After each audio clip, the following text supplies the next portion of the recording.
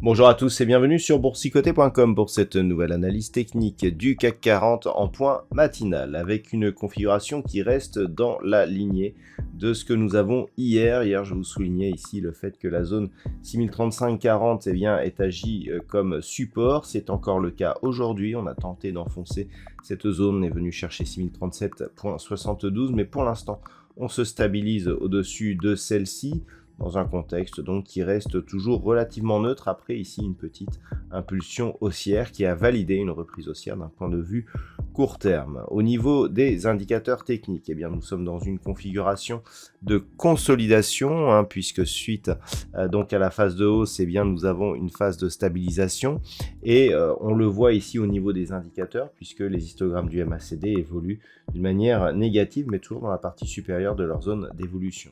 La consolidation est confirmée par le RSI puisque nous sommes dans une trajectoire de sortie de la zone de surachat. Donc pour l'instant, rien de neuf, on a assez peu de mouvement, assez peu de volume, et donc tant que l'on reste au-dessus de cette zone ici, on peut considérer que nous sommes dans une phase de consolidation horizontale. Le range ici est relativement bien défini, zone de 6137 qui a été testée d'une manière assez précise, zone des 6040 points qui, après avoir été résistance ici sur ces deux phases, agit désormais comme support. Donc techniquement, c'est relativement clair. On a un contact bol supérieur, on est au-dessus de la moyenne mobile 20 exponentielle.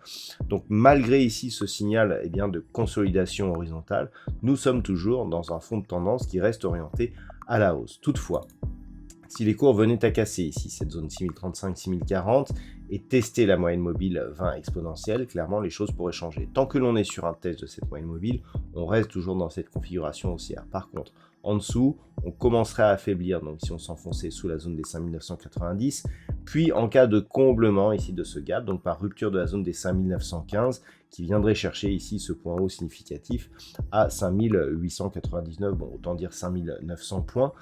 Si on venait ici combler ce gap, là les choses ne changeraient, on ne serait plus du tout sur une dynamique haussière et donc on pourrait revenir sur un risque baissier. Mais tant que l'on est au-dessus de ces niveaux, l'objectif est de revenir chercher ici la zone des 6137 points qui en cas de cassure nous ouvrirait la porte d'un point de vue moyen terme, un retour possible ici sur la zone des 6400 points.